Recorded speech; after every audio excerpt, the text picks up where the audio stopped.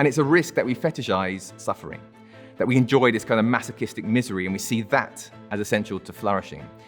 But of course, that's not true. And the second pillar, the second light which emerges across all these traditions is moderation, that we have to find a middle way.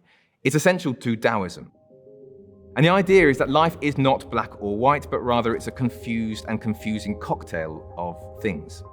Everything is grey.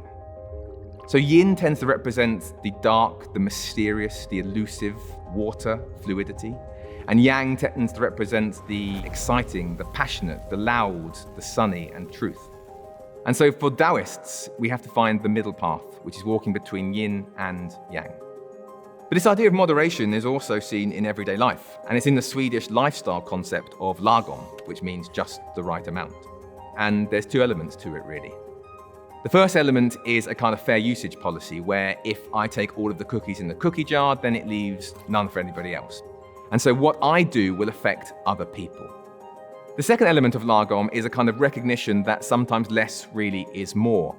And so, for example, if I'm having a coffee with a friend, that's fun, that's enjoyable. But if I have 7 coffees, it's not so much. And this idea of moderation and balance appears again and again through different threads in philosophy. But the third thing that I noticed appearing is the idea that happiness is an unavoidable emergent state of goodness. That you cannot be truly and meaningfully happy unless you are also virtuous. But of course, this raises a problem, and the problem is, what does virtuous mean? Because if we zoom in on any different culture and any different time, what people define as right and wrong and good and bad will change from person to person, from philosopher to philosopher. So if you look at the history of philosophy, what you find is that certain virtues have always been called virtues and certain vices have always been called vices. I think we can identify 5. The first is altruism and the vice egoism. So this is seen in Augustine's Code for Monks, and it's seen in Islam's Zakat. It's there in Peter Singer and Immanuel Kant and Thomas Aquinas. And the idea is a sense of other-regardedness, charity, and caring for other people.